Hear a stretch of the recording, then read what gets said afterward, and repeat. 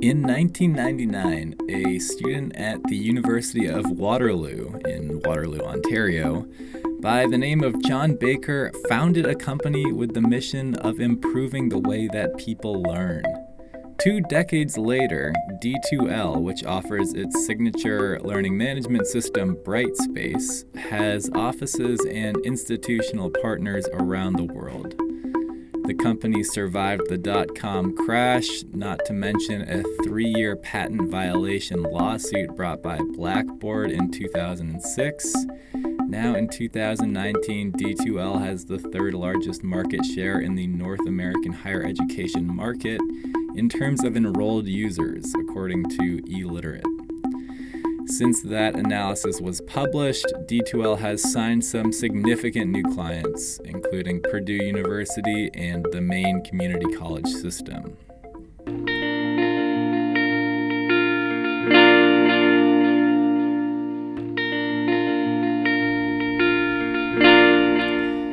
Hi, my name is Henry Kronk. You are listening to Ed Technically.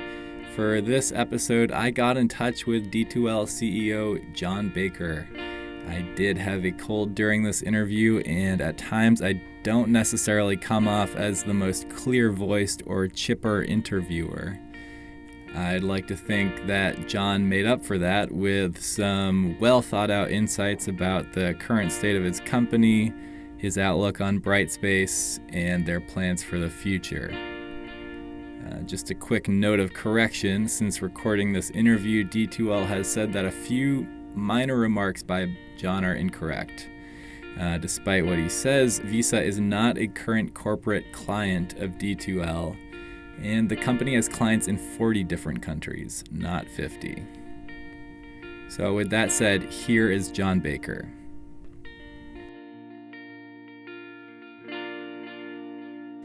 In the learning management system market, I understand that you've got K through 12 higher education and corporate training products. Could you just kind of give me an idea of how things are going at D2L regarding those different offerings? Well, it's going very well. So we have about 1,500 clients around the world. Millions of folks log in using our platform every single day to learn, both in the education sector as well as corporate. Our roots are in the education space, really building a great learning platform that supports all the different modalities of learning. And more recently, we've been picking up a lot of big corporate clients as they tackle the re-education, reskilling, upskilling of their workforces to support the future of work. So for us, it's been a great journey over the number of years to build a great company that's really focused on making sure we have the best possible impact that we can on helping people improve their lives through education, through learning. Cool. And some learning management systems out there really are hanging their hat on different segments of the industry. Does D2L are you putting all your chips in one corner? Are you favoring K through 12? Are you seeing more growth in the enterprise side? Where are things looking right now? So in our case, we've got growth in every segment. So we serve educational clients. So in our case, we're the market leader when it comes to large virtual schools across North America and many places around the world where online learning is a priority. We're making great progress in terms of supporting millions of kids in K-12 schools and what we call blended learning. That's a growth segment for us. And we also are, continuing to skyrocket in terms of number of users in the universities and college sector. We're seeing, dozens and dozens of new clients coming on board in that space. And we're seeing a real momentum shift towards D2L to support not only the learning experiences today, but also to help support the transition to new models of learning like competency-based education. And then in corporate, it's a red hot market. In that case, we're adding lots of great clients, everyone from folks like Accenture or PNC Bank or Visa, Amex, you name it. There's lots of large companies that are really trying to upskill and reskill their workforces right now, and we're at the center of that. In our case, we're kind of unique. We have one learning platform. We build features for different segments, But in 90% of the cases, the features that we're building for one segment have a halo effect, if you will, improving the outcomes or improving the experience for other segments of our market. So we may take an approach of building something very specifically for K-12, like, for example, our Funster mode of our e-portfolio app. But the core portfolio experience is something that is rippling into higher education, and I would imagine is going to be a very big part of how employees demonstrate their skills in the future as well too. So we try to put our energy into building a common learning platform, which does make it a little bit easier for us to serve these different markets as we continue to grow globally. Hmm. And as part of the Brightspace learning management system, some of the key features are performance, which is data and analytics, and engagement, which is video and course authoring tool. Do I have that right? So in our core learning platform, we just call it Brightspace. We try to include everything that you're probably going to need to deliver an outstanding learning experience. So if you compare our core technology to basically the entire suites of most of our competitors, you should actually find everything in that core offering. So we're just trying to make it really easy for folks. You just need to worry about one technology, one product, to be able to get up and running and deliver an outstanding experience for students. There are clients that have more demands, so we've built out two components that you could actually leverage on top of that platform. One's Engagement Plus, as you say, and Engagement Plus provides things like gaming engines, the ability for you to do lecture capture or flipped classroom kind of construct where you can record a lot of media, different types of interactives, and then be able to engage students differently when you get to a traditional class experience. And then on the Performance Plus side, we've really built out the next generation of artificial intelligence, machine learning being applied to support being able to identify at-risk students, help intervene, get them on the right track with some virtual agents, but also to nudge faculty to determine whether to use their judgment, whether the student is on or off the right track, and to provide different remediation or enrichment pathways to help students reach their full potential. So in that case, we're applying a lot of the latest AI technologies over the last 10 years of us building that platform out to really be able to really improve retention or improve outcomes for students. And it's having a really positive impact for the clients that are really embracing these technologies. Cool. I definitely want to return to that point later. I understand there are D2L offices now pretty much all over the world. In terms of institutional partners, could you give me kind of a general idea about where they're spread across the world? So we have 13 different offices around the world, everywhere from the Netherlands to the UK to Singapore, Australia, Brazil, Colombia, the U.S., Canada, and a number of other different markets. And we have people in different locations on top of that as well. So we even have other offices in different regions around the U.S. and Canada too. The We have about 800 people globally and growing. And in our case, we have clients that are in around 50, approaching 50 different countries. And we have students, I think, in pretty much every country of the world, minus a couple. So it's been an incredible journey in terms of growth from that perspective. And we expect that will continue to grow as we ramp up our operations in spots like India and in various other parts of Asia. We're seeing a lot of student growth today in higher education. Cool.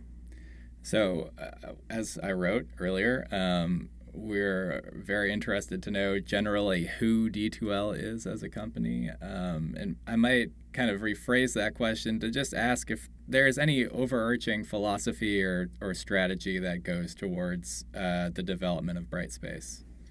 So I started D2L in my third year of university, and it was to really, for me, it was answering one key question, and that was, what's the most important problem that I could solve that would have the biggest impact on the world? And I couldn't think of anything bigger than transforming the way the world learns. And so if there's one overarching mission, that's it. We want to make sure the learning experiences that folks get at every age are as good as they possibly can be. So it doesn't matter if you're a kindergarten student in the far north in a remote community, or if you're blind, or if you're deaf, or have other different learning disabilities, through to attending one of the best universities in the world in one of the top programs. We want to make sure that learning experience is as good as it can be, so that it improves outcomes. And more recently, we've been extending that mission to really embrace the future of work, because I don't think any company is going to have all the resources they need in-house to be able to reskill and upskill all their employees as automation and artificial intelligence comes in and displaces current jobs or replace large parts of current jobs. So, our mission, I think, has gotten more important. I think over the next decade, it's critical for us to get this right, to really be able to support folks as they go from one career to the next, one job to the next, and prepare the next generation of students for that future. So, for us, that's what we rally around. You could talk to any D2Ler, they live and breathe that and have since we started the company. And for us, we also take it down another level and we try to actually measure our impact. So, are we improving adoption? Are we improving educational outcomes? Are we improving retention? Are we seeing more employees being retained if it's a company? If it's students, are we seeing more graduate than they would have normally? Are we seeing engagement go up, learner satisfaction? Are we seeing productivity come into play? So that it's not just about improving the educational outcomes, but we also need to make sure that we make things more productive. Things like competency-based education is a good example of us living our mission, which is we've been looking for ways to actually transform the actual experience to have a better impact. And that's a great example where all the studies that we're looking at are showing that students are learning twice as fast, scoring higher on exams, and retaining the knowledge for longer. So a great example of when you really commit yourself to trying to find answers to these key challenges, the impact that it can actually have on the educational experience. So when you talk about stuff like competency-based learning and building up the AI capabilities, like you mentioned earlier, to send teachers nudges and things like that, it sounds like D2L is maybe anticipating the way that pedagogy and technology-based education is going versus responding to existing needs. Is that a fair assessment? What do you say? That's definitely a fair assessment. I'd say probably 80% of the functionality we deliver are direct response to us working very closely with our clients to deliver the features or functionality that they're looking for. There's another 20% that we try to push the market forward. So when we first started, no one was really embracing competency-based education. It was near impossible to deliver. It was really hard to deliver. But today, many of our cutting-edge clients are seeing tremendous growth from that shift in the educational model. As sort of the first wave of learning platforms came into play, it was really around just digitizing the traditional classroom. Things like competency-based learning or leveraging artificial intelligence are a way for us to really transform the actual experience, to make it better for students, make it better for faculty. And that makes a big difference.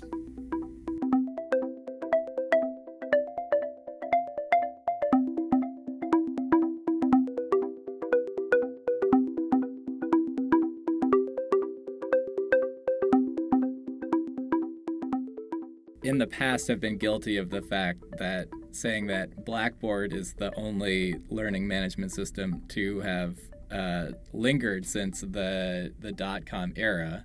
Obviously, that's not true considering D2L.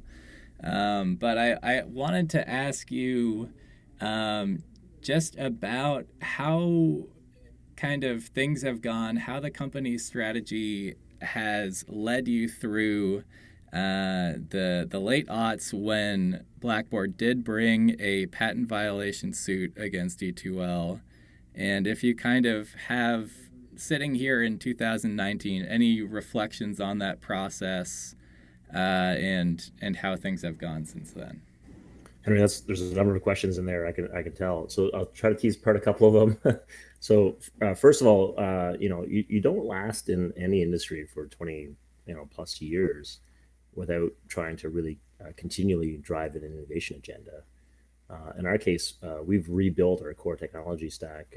This will be our fourth major effort that was just wrapping up right now as we've shifted 100% of our clients into our cloud. We're down to like literally one more client to move, and we're just shutting down our last data center next month, right? So to me, being able to commit yourself to a market also means that you've got to commit yourself to really constantly reinventing, constantly building, constantly driving that innovation forward, but staying true to your mission, staying true to your passion, why you got into this in the first place. And that's not easy, right? Like you talk to any technology company anywhere, paying down your technical debt's never an easy thing. But at D2L, we've always strived to constantly do it. And when we're done, we start working on the next thing. So that's a big part of why throughout the entire time, I wouldn't call ourselves someone that's languished. I would object to that. Like I think in our case, we've seen tremendous growth every year for 20 years because we've put ourselves put a lot of work into building the technology in the way it's been built today. And and then the second question I think you're getting at is, it was not easy going through a patent litigation, over a 3.5 year or so time frame when you're a small company. So in our case, in 2006, when we were first sued, I think we were less than 65 people in the entire company, and we're up against a very strong company, publicly traded company, very large compared to us at the time, and it wasn't an easy battle. And so in our case, we had not raised any venture capital. We were a bootstrap company, so we had to put a tremendous amount of energy into keeping our clients really happy, building great technology, and keeping the growth going, while at the same time as paying millions and millions in legal bills to fight the battle. But it was a principle battle. We fought because we wanted to make sure that not only us but others in the market would have freedom to operate, and clear what we felt was a terrible patent. And so we it was not easy, and it certainly there were certainly points where at one point we lost the actual trial, and it took another over a year to get the whole situation turned completely around when we got it complete vindication at the federal circuit level, and also with the U.S.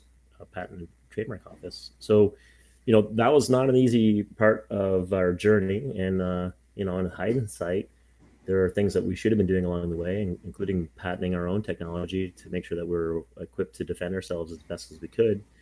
And I would argue, we're probably the best in the industry at doing that.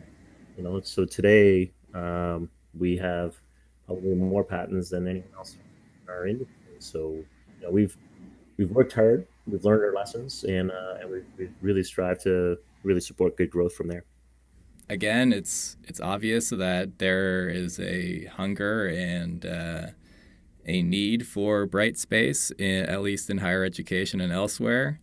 And I'm just wondering if you could give your opinion about why you think Brightspace is standing out and why some big institutions are signing on.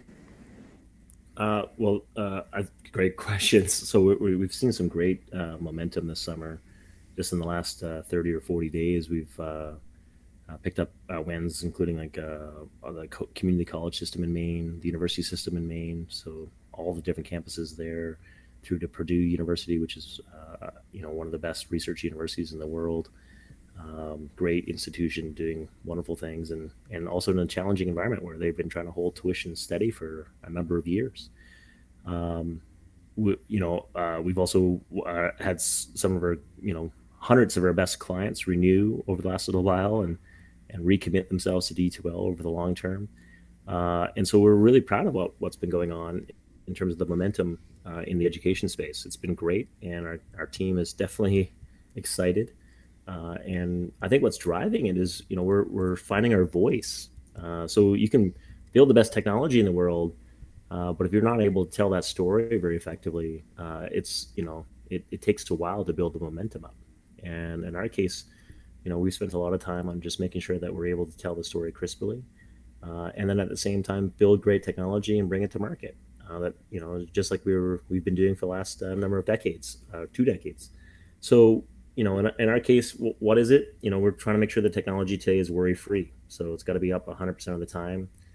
So we promise now 4 nines of uptime, 99.99%. That includes when we're doing updates. The clients should not experience any downtime, even when an update is going on, even if students are taking an exam at the time. So, making sure the technology is worry free as you go through those changes is really important. Mobile is another huge factor. So we're the only learning platform that works on any smartphone. It doesn't matter how old it is. It'll just work because of our responsive design, combined with top ranked. I think we're the most highly ranked app in the App Store today, and certainly the most popular in the education segment against all of our LMS competitors. So great mobile strategy, and I don't know if you know this, Henry, but like in our case, many of our clients are now reporting over half of the utilization of our learning system is now over a smartphone, not a laptop or a desktop. It's now mobile is the new dominant way of accessing learning and taking a quiz or submitting an assignment, which I think is catching a few of our competitors flat-footed. And then, in our case, we're also trying to build tools that put students first. So it's not just about building something for an administrator or building, better reporting. It's about making sure that that student voice is there. We build things like activity feeds where students can actually weigh in into the discussion right on the homepage of the course. Being able to make it really easy for them to incorporate things like video or authentic feedback, or get a nudge when they need a nudge if they're running behind on something, or if they need a little boost to help them understand what they need to do for the next assignment. So those are really important parts. You've got to make sure you bring faculty along, and we've really dug in on building tools that faculty really love. And in the early days of these systems, they used to be called course management systems, then learning management systems. We prefer to call it a learning environment. But in our case, we just launched a tool called Quick Eval as a good example, where we're trying to break down the construct. It's not about the course; it's about doing your feedback and evaluation across all of your courses that you might be teaching. So you have one spot to evaluate all the activity for students as a faculty member. That just makes it really easy for them. Just simplifies their workflows, do the annotations, get the feedback done quickly, even offline if they wanted to, be working in a remote part of the world and, sitting at a dock even and, grading assignments, they can do that. That makes a big difference for faculty. But I think at the heart of it, it's really around us treating our clients more as building more of a partnership versus it being about building a vendor-client relationship. Really understanding, what are their goals, what do they define as success, and then how do we line up the right people, right technologies to help deliver upon that, whatever it might be, whether it's launching a new online program, trying to embrace new models of learning like competency-based education. All of these things, our teams are really excited about helping our clients go off and achieve. So great people, great technology, telling our story, all of these elements are what's leading to some of the success lately. Great.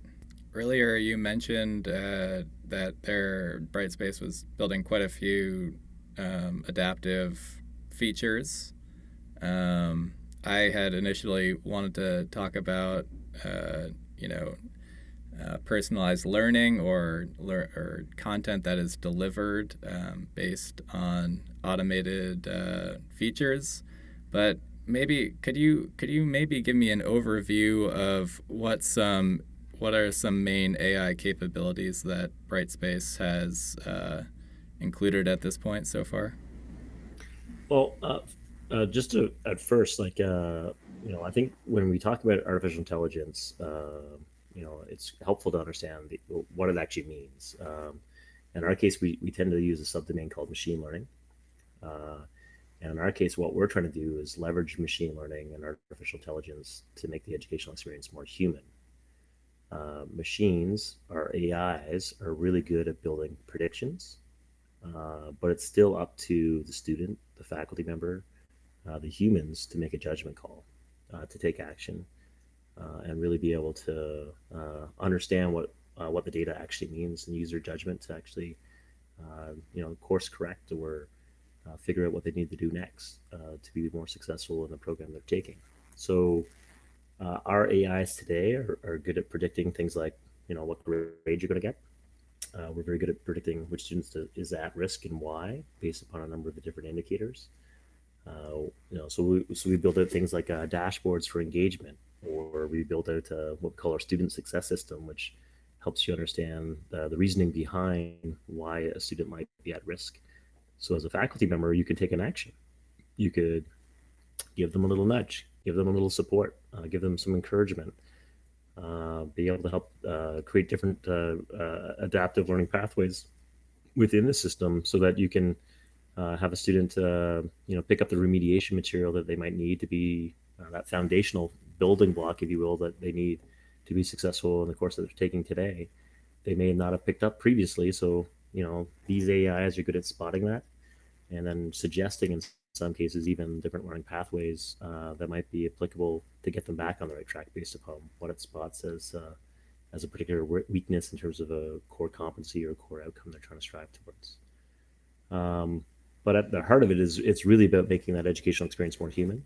And what we're seeing with our clients as they embrace these technologies is that the agency for making the decision still rests with the student and with the faculty.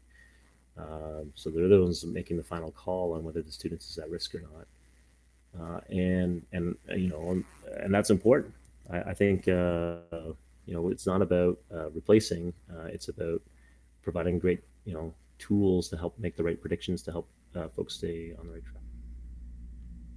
Okay, so just to recap, if I'm getting this right, right now some main automated features of Brightspace are maybe catching students who appear to be falling behind in their course and sending nudges to teachers to make sure that these people are on their radar.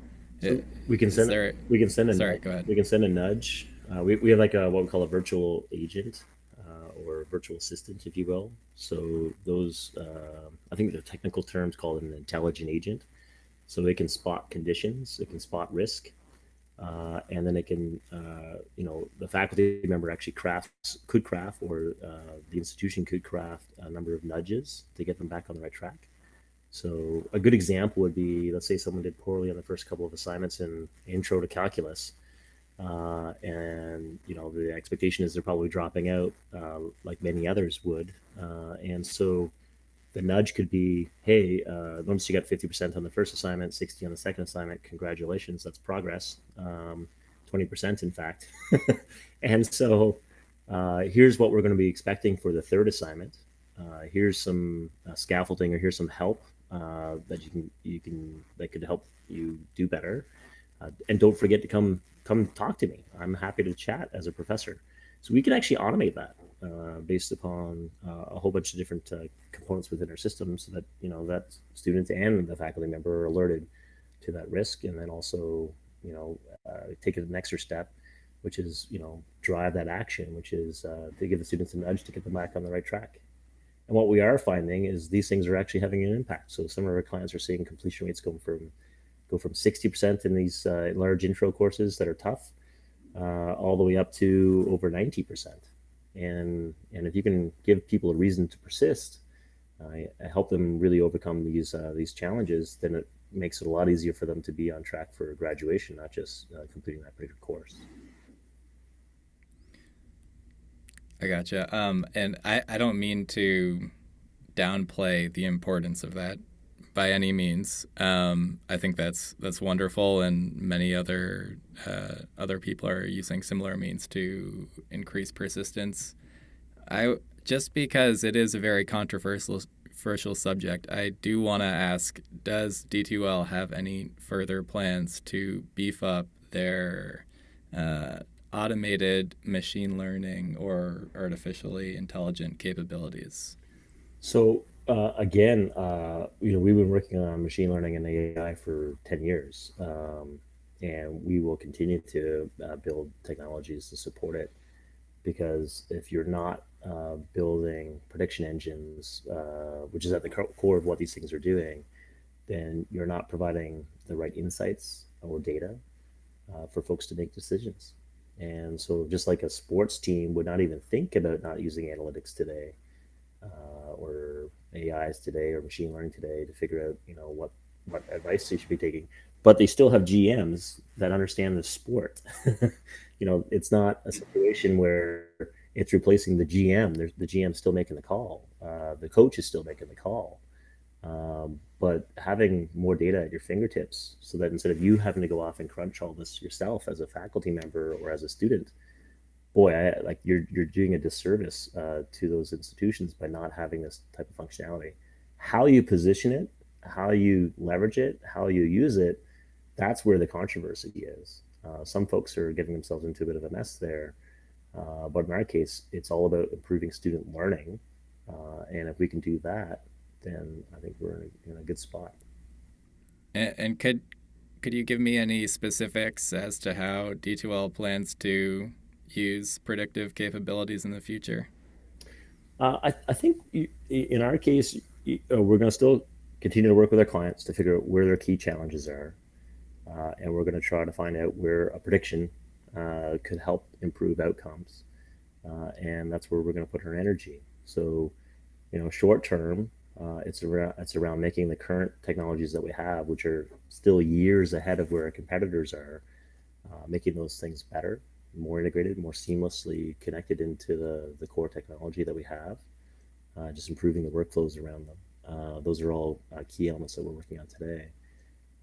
And then also just providing better linkages to help connect the dots so that folks can take the right next steps and to support getting the right nudge to the right student to the right time to get them on the right track. Um, you'll see us continue to improve our adaptive learning. You'll see us continue to improve our student success system. You'll see us continue to improve, um, you know, uh, being able to help folks make the right judgment calls as they're going through and looking for areas for helping people improve. And by the way, it's not just at-risk students. I keep coming back to this. It's not just about providing enrichment or a nudge to get them on the right track. You actually want your best students to be even better, and you want the folks that are in the middle that you might be teaching to today, you want them to get even stronger. And so, as this technology evolves, I think you were highlighting it too, Henry, is, we want to get to a point where we can really truly personalize the learning experience, help each person reach their personal level of mastery they're striving towards, help them potentially even go beyond where they even dreamed they could go. So those are all big parts of it.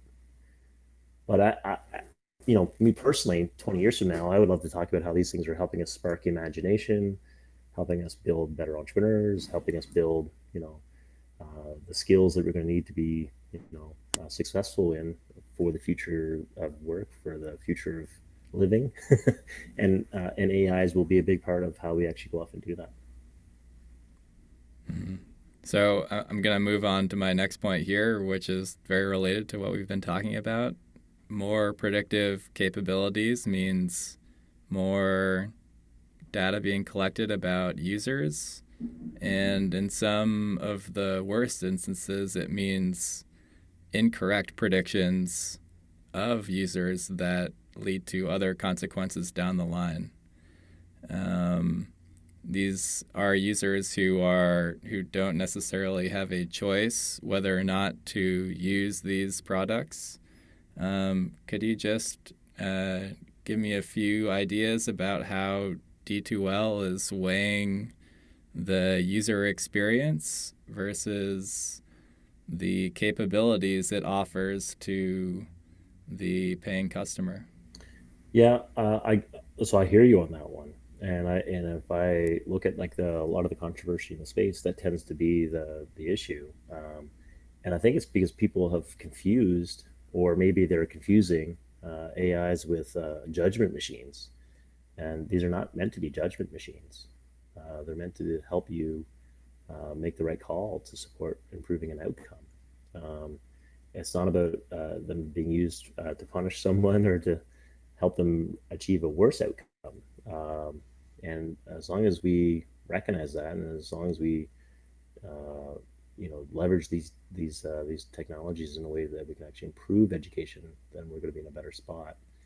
I think if you look at even when we went back in the early days of D2L, faculty could track how long students were online, what progress they had. Here's a histogram of how students are performing across the entire course for this particular assignment.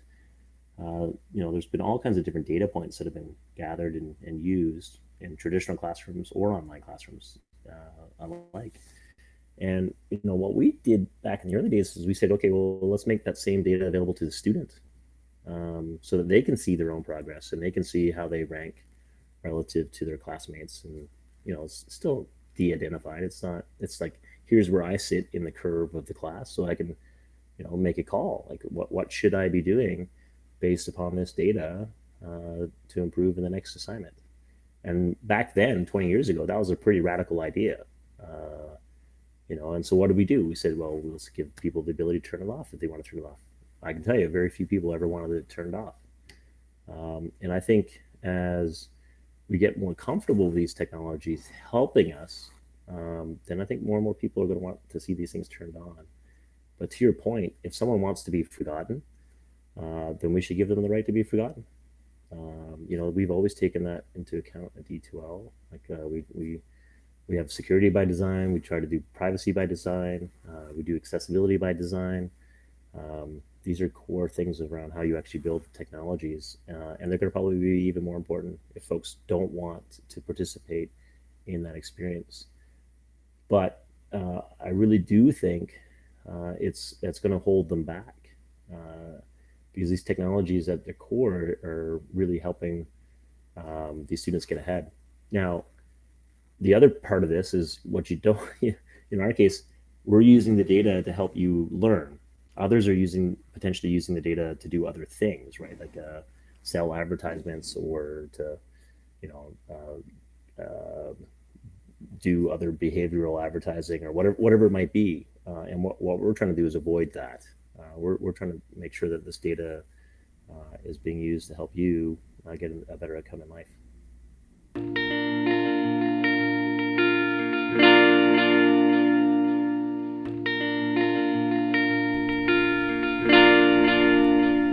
This has been Ed Technically. My name is Henry Kronk, and I work as the editor of eLearning Inside. If you like this episode, please rate and review. If you'd like to hear more, please subscribe. Also, keep in mind that this show is available as a video on our YouTube channel and also as a podcast on iTunes, Spotify, Stitcher, and Google Play. The basic content for this video first appeared as an article on eLearning Inside, and if you would like to hear more about online courses, technology in the classroom, and EdTech in general, be sure to check out our site. If you'd like to get in touch with me, please send an email to henry@elearninginside.com. You can also follow us on Twitter @eLearninginside. Thanks for listening.